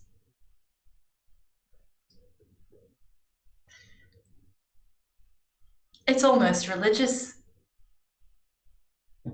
Well, I mean, this character, this book is supposed to be about holiness, and the whole point. It was supposed to be even longer than this, because his ambition was to write 12 books, and I think he managed 6. So I mean, it does have 7. No, wait, 6. That he true fantasy epic style, right? Guys who start writing fantasy just don't stop, right? Robert Jordan or no, Game of Thrones never finished, right? The Lord of the Rings is pretty fat, but there's just one of those. But fantasy series, this is like Spenser is doing the original fantasy series in multiple books and multiple characters. And oh yes, so I was thinking back. Remember we were talking about live streams and how they could be musical? The other form is, and I think this is sometimes people complain about our live streams being too long. I don't know how, because we keep to a strict schedule of only 2 hours. Looking at you, Dan. Yes, looking at you, Dan, if you're watching. But no, that I realize I actually am very used to, giving classes that last an hour and 20 minutes, or in seminar form 3 hours. And one of the things that people do seem to need practice to develop is the ability to take an argument that takes longer than 3 minutes to say and think it through, right? I'd say if you feel it's too long, recognize that I remember everything we've said all along, right? And I'm tying it all together and I'm putting it together. And if I've set us up with one problem at the beginning, there is in my mind, and probably in our pictures, and certainly if I, planning a class or an argument or a syllabus, there's a whole arc that it was going to go from the premise and the introduction through the different elements, which you will not understand if I don't introduce them all to you, because you're not going to have that giant aha moment of the pattern coming into realization and significance and meaning unless you are able to keep with me. Right.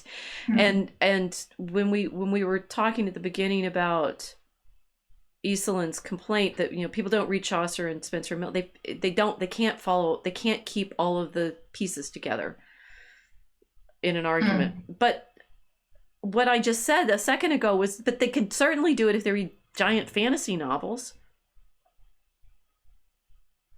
Not Throne of Bones. If you guys, I'm sure everybody on Social Galactic and UATV can deal with the long fantasy story, but you realize that there's the sort of feeling of significance and being able to keep all of these threads together and work all of them through, so that when we go poof at the end and say, aha, see, it was all going together and it's all going to be revealed here and there's pleasure in that, you do have to be able to kind of hold together a lot of steps. And if you don't have practice doing that, you're not going to listen to 70-hour books.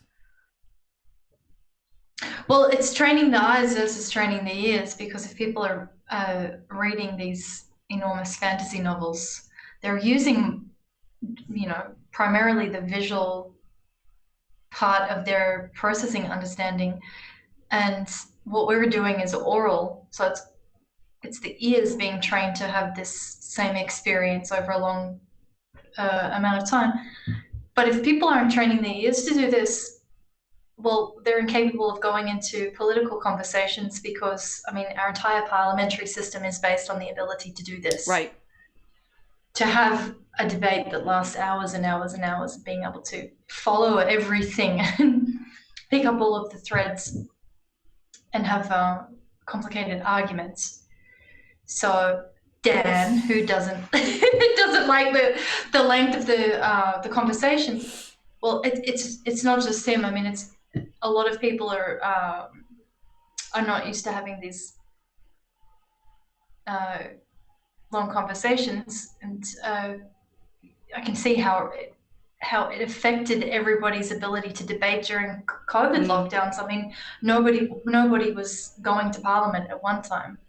They completely shut down Parliament, and then when everybody returned, the debate was off the table. People that wanted to have a long conversation about anything were told to stop arguing, because we had the answers already and we didn't need to have a long discussion about anything. So, yeah. It's affecting our political processes. Yes. But see, this is, I mean, it's funny. I'm not trying to be contrary, truly, but I do, I do think it's like, but on the other hand, people do, it's like they're driving. It's like, we've got this on podcast now because people are saying they like just listening and don't need to look at the pictures. Right now I'm showing a knight, the patron, the patron of true, the pattern of true holiness, right, in the knight here.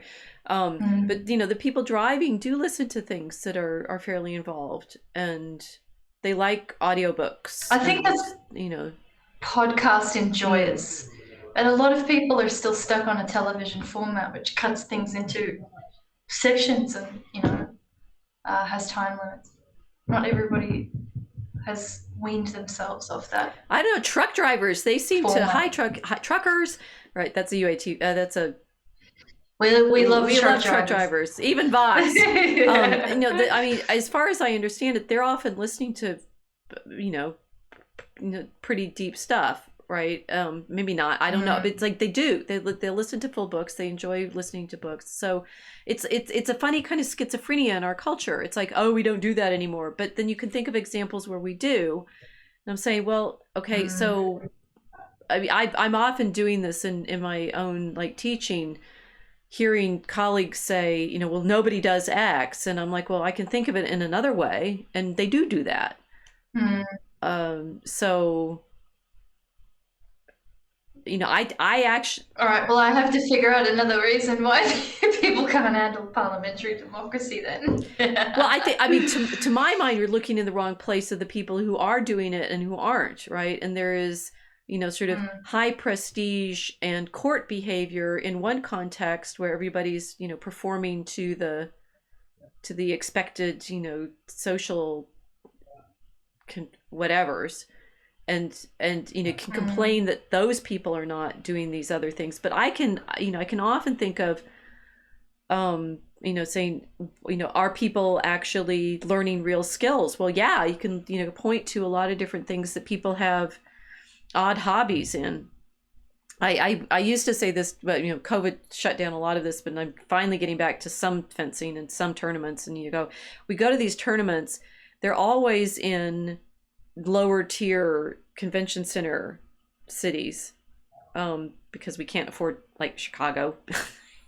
Only the radiologists can afford Chicago. So, you know, we're in middle America, and we're in these convention centers, and there'll be different activities going on at the same time. And you're often, you know, really impressed with the other things. I mean, maybe they're bodybuilders or other athletes or something like that. But sometimes there's other kinds of skills that people are practicing. It's like, wait a minute, nobody does anything except for we're all here in Des Moines in this activity. And it's as if we are doing these things and yet we can't see it. Or somebody is. I mean, there's a lot of weird hobbies out there that have big fan bases that do stuff.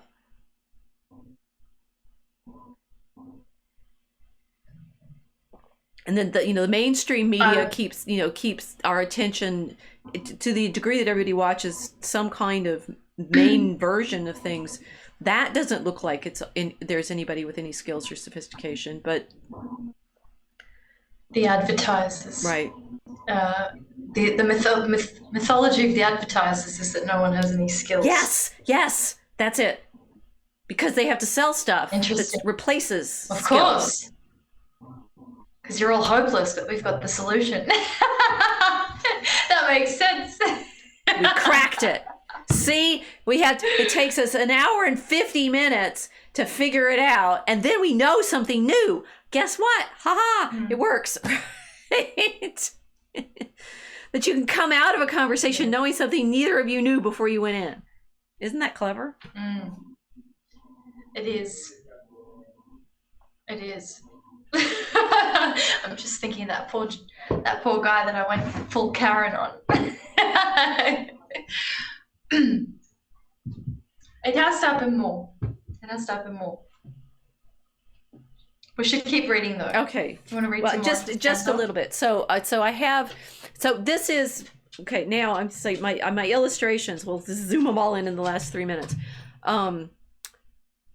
that I've been saying that Spenser seems he's not, you know, as successful as he hopes to be in his lifetime, and then this kind of poetry really does go out of fashion in the subsequent centuries, in the 17th and 18th centuries. So, and particularly, you know, they get more classical in their taste in literature, and this kind of high fantasy isn't very popular. But then in the 19th century, it gets a revival, right? There's a big, the thing is, Shakespeare falls out of fashion too in the 17th and 18th century, and is bowdlerized and stuff like that. So a lot of what we feel is antiquity, or you know, even medieval, or you know, centuries old of tradition, that feeling of being centuries old of tradition is itself invented in the 19th century. It's like the 19th century in industrialization is big on trying to recover that lost world. But irony being that we said Spenser was doing that too. Okay, and so what I found when I was looking for pictures for today is that there's all these kids versions of the Fairy Queen published in the 19th century. So the Fairy Queen, the Spenser's The Fairy Queen. Here it looks like a children's book version, and then there's actually an explicitly one, stories from the Fairy Queen told to the children, right? So it's like the children's Bible version of Spenser. And my guess is that a lot of what people think they know about Spenser now, unless they get to it in college and actually read some of it in a class, comes from this retelling of the sort of bare bones of the story as children's stories, right? And so you have here, I think this is, I don't know why she has a lion. I'm not sure about that, but like back to the kids, the Trina Sharp-Hyman kids version of the story, that if you get it just as a children's version, it's the Knight of the Red Cross is helping Una, whose parents have been captured by a dragon, and they're accompanied by a dwarf for some reason. And you basically just get the beginning and end of the book is he's helping Una fight dragon, and that's it. And the problem is that Spenser, for real, has a lot more tangles and paths, and we're not going to get to them tonight, to take you through all of the allegory. And I'm not clear that most people, when they think Spenser, even know that, right? They think, ooh, dragon, which is actually, we trained in preparing to write Draco Chemicus by learning to scan Spenser, and I showed you all the dragon episodes. So it's like, let's read about the dragon. It's a pretty good dragon fight, but it takes cantos and cantos and cantos before you get there. Yeah. Do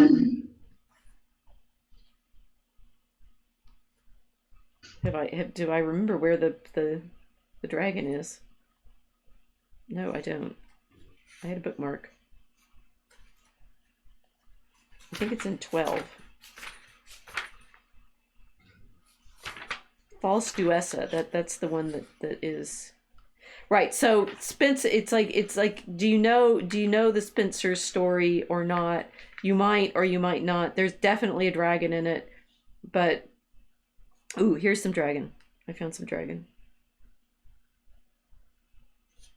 Shall I read a bit of dragon? Yes. Okay.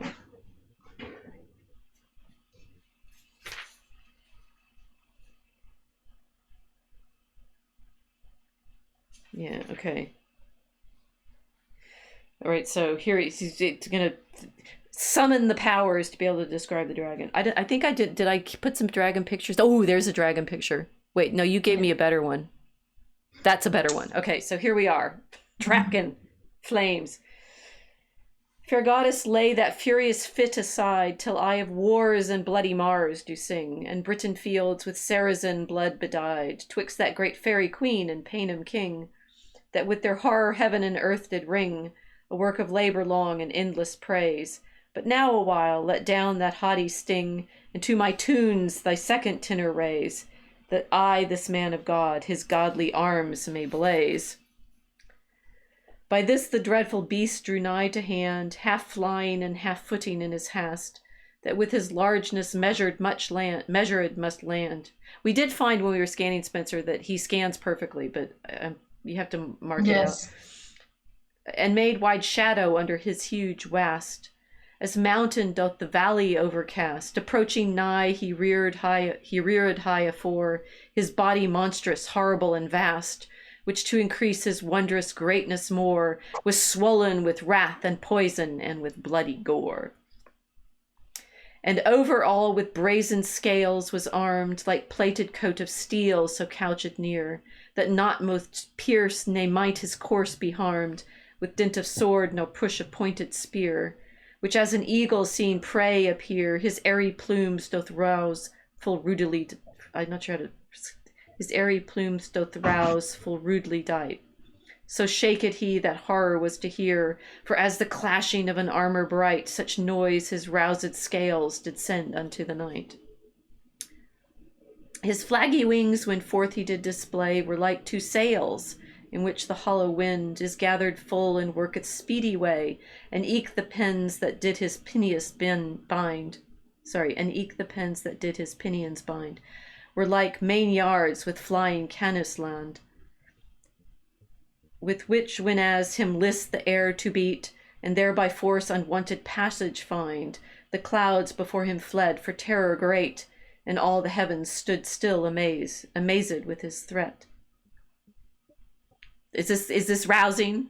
He's quite a beastie. He's big. It keeps going. I'll read one more. His huge long tail wound up in 100 folds does overspread his long breast scaly back, whose wreathed boughs whenever he unfolds, and thick entangled knots adown does slack, bespotted as with shields of red and black. It sweepeth all the land behind him far, and of 3 furlongs does but little lack. And at the point 2 stings in fixed air, both deadly sharp, that sharpest steel exceedin fair. It's really big, this dragon. And in fact, it was when I was listening to it, the one thing that really stuck out was, yes, the dragon fight is amazing. In this point, it's like it goes on, and in the Trina Shard-Hyman story, there's 3 great encounters, and the Red Cross Knight keeps getting wounded, and Una tends him, and then he goes back and fights the dragon some more. That sort of plainly is the story, but the sort of how he gets to the point where he's fighting the dragon, they have to fight off various beasties, and at one point an archmage makes him believe that Una has been unchaste and slept with somebody else, and so he gets mad at her and he leaves. And there's a lot more drama in the in the full poem than in the kids' version, for sure. Yeah, makes him hallucinate that his love is a hog. Mm-hmm. So sad. Definitely that, right? So this is the beginning of our building Draco Alchemicus, because we wanted to build a world in the same way, but not as a propaganda. Right. With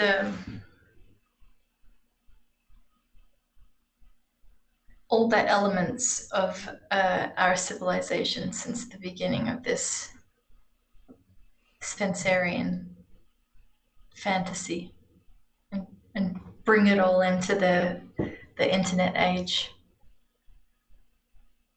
with our own dragon that we're all dealing with, which is just as big. Right.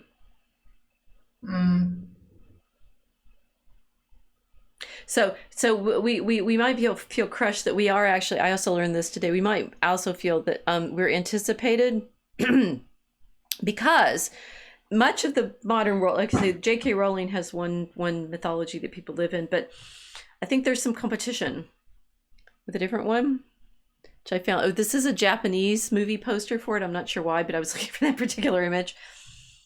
Who is the Red Cross Knight, and how does he defend the fair maiden princess against the dragon who has captured her parents? You know this story.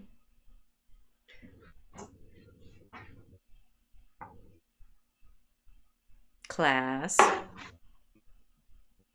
Are you asking me? I don't know. I mean, I can show you the pictures I before. thought you were asking the chat. Well, no, I think they're talking about broadcast segments, 5 to 6 minute segments, cripple the attention span. Yes, we're getting you to be able to watch longer attention spans. The lion is the symbol of the English monarchy. Yes.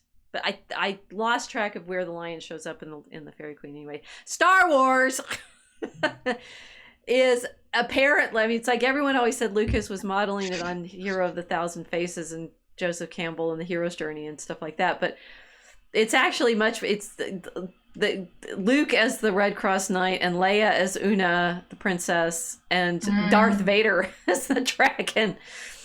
Kind of makes sense, right? So that there's that.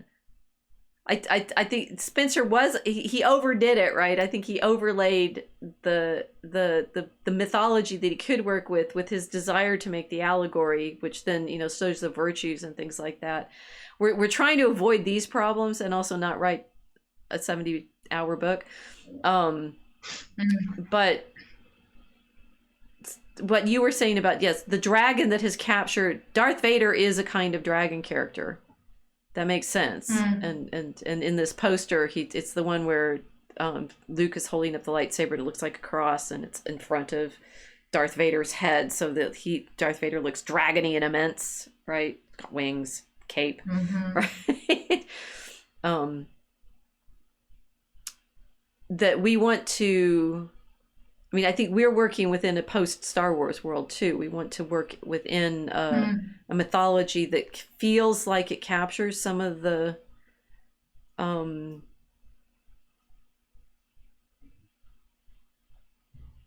I don't know. Star Wars, I don't think it was propaganda. I think it was straight up myth, and that's why it's got fanfic. We will have truly achieved things if people start writing fanfic on our Draco Chemicus. That would be cool. We want money first. Yeah. So we promise that we're going to show you some of Zay's images. Although you can go and you can see a lot of preview in our dragoncommonroom.com website.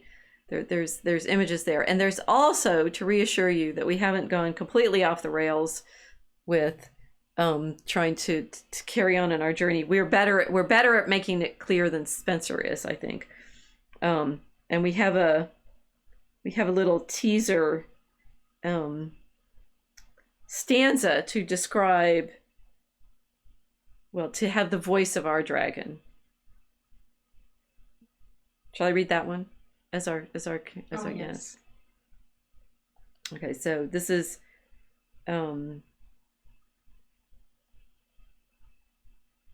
the invitation of the Draco Chemicus.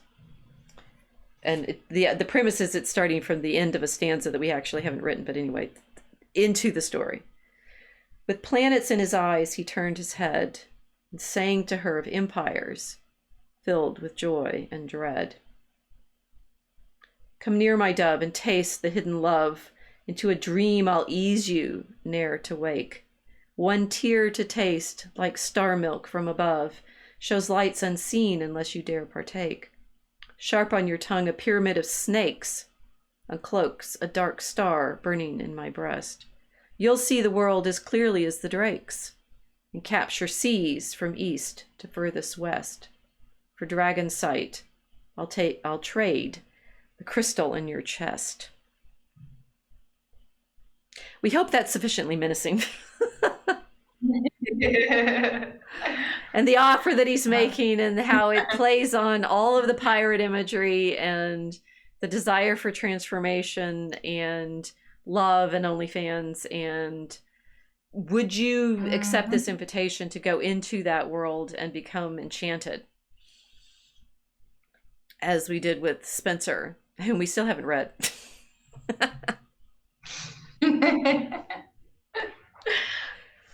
No, we're just going to tease them for a few more episodes, I think.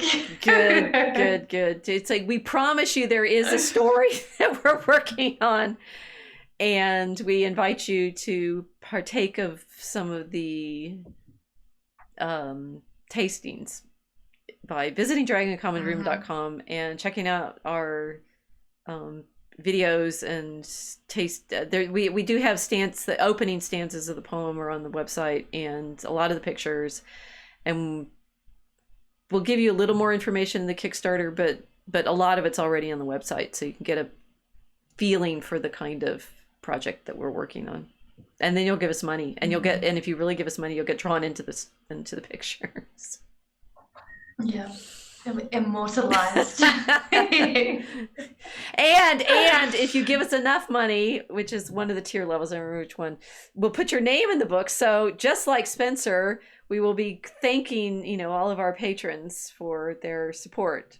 And if we get some Tudor nobility, give us back the money you took from the monasteries. Yeah. We want reparations. Reparations for Walsingham. Yeah. Which is Our Lady of Walsingham, not the spy. I think that's a good place to leave it. Okay. Thank you. So Silent Draco, that was the original artwork for Star Wars. It was, but all I could find was a Japanese poster. So I don't know why that came from. So thank you all for joining us for our not read through Spenser, but to the, you know, you got his Kickstarter plea, right? And a bit of a taster in the middle of the dragon. I think our job here is done tonight. Good night, everyone. Thank you for joining us.